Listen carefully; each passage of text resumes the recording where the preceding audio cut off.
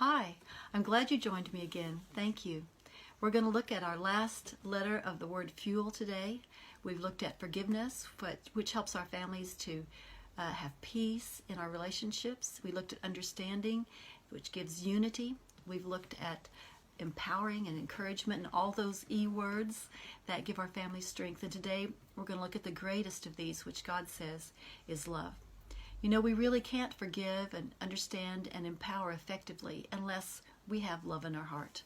Love is that initial commitment, isn't it? It's that initial covenant. For God so loved the world that he gave his only begotten Son. And Romans 8 tells us that nothing can separate us from the love of God.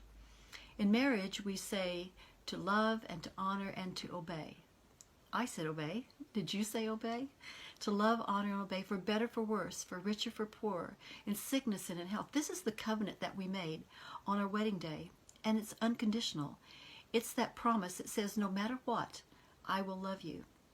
Not because of what you can do for me, not because of how you make me feel, or because you demand that I love you, but I choose to love you. I choose to make this promise to you. And as the years go by, you might hear yourself saying, I love you, in spite of the fact that you aren't perfect. I love you even though you don't always understand me, even though you can't really meet every need that I have, and sometimes you let me down, I still choose to love you. That's what marriage is about, choosing to love. You might ask, well, why would you want to love someone like that? Someone who can't meet your needs, someone who isn't perfect or isn't reliable. You know, I don't know. I don't know why we get drawn to the one that we get drawn to, but that's the person we made the promise to, and that's the person that we must keep our promise to. We might ask ourselves a different question, like, why would God love us? We aren't perfect. We surely don't understand him, and we're not reliable. Our love for him ebbs in and out, but God loves us continually, unconditionally. He loves because he is love. That is an undeniable fact. And of all the loves that you can experience, his is the greatest. I find that just meditating on how much he loves me just creates so many emotions in my heart. For me, it creates thanksgiving because I know I do not deserve the love that he gives me, but it's there for me all the time. He's there when I need his love. And it brings humility because, once again, I do not deserve it. I've done nothing to deserve his love. It's only his mercy that grants it, and I am a gracious recipient of that grace and love. And it wells up joy in my heart because I know that his love for me is perfect, and it's beautiful, and it warms my heart. The question for today is then, how do I express this love that's been given to me, to those around me? You know, love, or the way of expressing love, is really a fine art, isn't it? We have to practice it every day. It doesn't really come naturally to us. We're really quite selfish creatures. We think of ourselves first most of the time.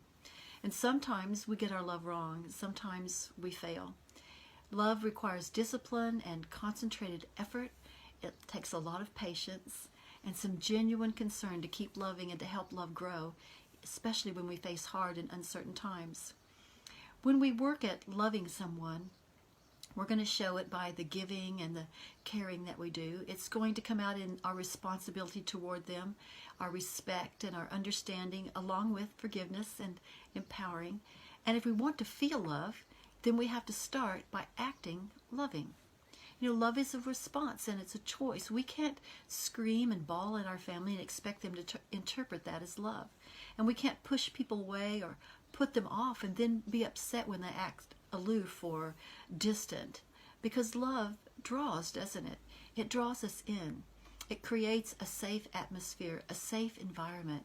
And it's made up of a level of commitment and intimacy and real passion as two individuals, be it mother and child, father and son, husband and wife, two individuals desiring to give and to receive from each other. Let's take just a moment and look at God's love. You know, God is the initiator of love. He loved us first, right? Not that we loved him, but he loved us first. He's the example. So love requires an initiator. Someone has to start it, don't they? And God took that initiative. If we want someone to love us, then we're going to have to exhibit that love in some manner before they notice. We've got to get their attention. And throughout marriage, we want to keep their attention. We want to continue that initiating of love each day so that we can keep loving each other and keep being lovable ourselves. God is also the example in choosing to love. You know, Israel was just a small nation. God said they had no real redeeming qualities, but he chose to love them. And he made a covenant with them. And he's going to keep his covenant all the way to the end. There are times when God and Israel get along just fine. And there's other times when they're at great odds with each other. But God's love for them still never changed. And his love for us never changes either. He never falls out of love with us. Isn't that wonderful? He never falls out of love with us. We, however, are not like that, are we? We're sinful creatures. We fail to keep our promises. We grow weary and we lose our commitment. And even in long-term marriages, if you will ask them, they will tell you there are times when it's really hard and loving takes all the strength they can find. But it's always well worth it in the end. Maybe during this time of isolation, your love has been tested. Maybe you've grown weary with your spouse or your children and you just feel like giving up. It all seems just too hard and you're struggling to find the faith and the hope and the love that you need to carry on. Let me share with you some things that I do when I get to that point. You know, everybody gets there. Everybody gets there. But you can come through it. So when my love grows weary, I ask myself a few questions and I think through a few things.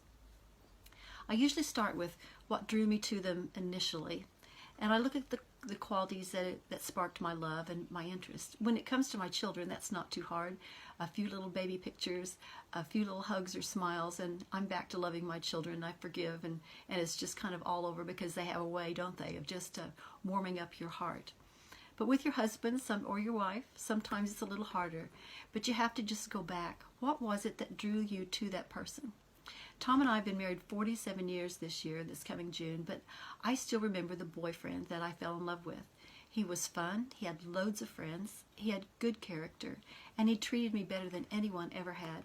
I really admired him, and I still do. It doesn't take me long to remember those qualities that drew me to him, and he still has them today. Even if we're going through a rough patch, he's still my boyfriend. That's who he is. And then I think about what good memories I have. Thinking through all the fun times, it helps me to put the hard times into perspective. You know, we've come through some tough times, and we're all going through a tough time right now, but we can survive it. We can pull through. Do I really want to throw away all the years of the things that we've come through, all the history that we've developed, all the stories, the family stories that are there? And can I not see how much I have changed through these things? Maybe he's changed too, but that's okay. We've grown, and we've grown together. Do I really want to throw that away? The third thing I think about is my actual decision and commitment on that day that I made to him and to God. And I want to be a person of my word. I want him to also make that same decision toward me. I want him to keep his word. So I again choose to forgive and to understand and to serve. And then I'm empowered to keep my commitment and to get my focus off myself and to live by faith and by fact. And then my feelings, they will come tagging along later if I will keep my commitment. I want to give my husband or my child the same grace that God has given me to forgive, even as God, for Christ's sake, hath forgiven you. Remember that verse in Ephesians chapter 4. Then I think to myself, who am I trusting to meet my need? You know, I've learned that God is the only one who really can take care of me, to take care of me and understand me. We talked about that in understanding. And when I get my focus onto people or the other person in my life to meet my needs, I'm really setting myself up for a disappointment. Oh, sure, he might bring flowers and chocolates and say he's sorry, and that's fine. That needs to happen sometimes. But he can't be there for me in the dark of night when my thoughts are whirling, and he can't be that comfort that I need when I can't even express how I feel. Only God can do that. So I need to realistically let him be human and put my focus back on God alone.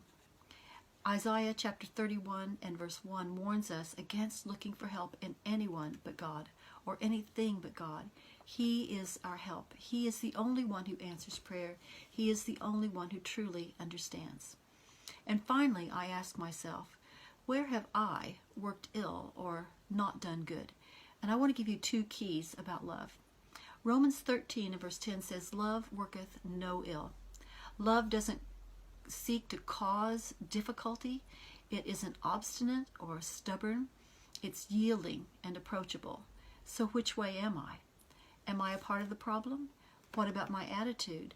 Am I creating that drawing type of love that we mentioned, or am I pushing away? Am I bawling and making noise and being difficult and working ill? In Proverbs chapter 31, it says, she will do him good and not evil all the days of his life. And that's a tall order. One place, one time in my life, someone put this up as, they called it the marriage test. Here's one way to test your marriage. Are you doing good and not evil to the other person? So am I doing good? You know, it's more than washing his clothes and cooking meals and cleaning his house. Am I good to him? Do I forgive? Do I understand his pressures? Do I support him and strengthen him? Or am I complaining and pouty and angry and mouthy and difficult to please? And what about the other side of the coin? Husbands, are you doing good? Are you supporting your family emotionally and physically and spiritually? Are you being the leader and the initiator of love in your home as the example of Christ would be? Do you take time and pay attention? Or do you sit around waiting to be served? Are you demanding and dictatorial, or do you show grace and understanding? You know, usually by the time I get to my responsibility, I'm feeling quite humble and I'm ready to try again, to make a choice to forgive and to understand and to encourage myself or empower myself to stay committed. You know, we could spend a lot of time looking at marital love, couldn't we? We could do a real deep study on what the difference is between a covenant and a contract. We could talk for days about the difference between men and women and how they relate and communicate, but we don't have time for that. What we do have time for is a call to love, to remind ourselves that love is the greatest thing. Love covers all things. It believes all things, hopes all things, endures all things. So when you pillow your head tonight, take time to thank God for your family. Even if you're isolated from them, take time to thank Him for each one and call them each by name. Think of the beautiful things about them, the things you love, the things that make you smile. Then let your mind think only on the happy memories, the family moments you've shared, the miles that you've traveled together. And ask the Lord to renew your love for each of them. Recommit yourself to loving them and showing your love to them.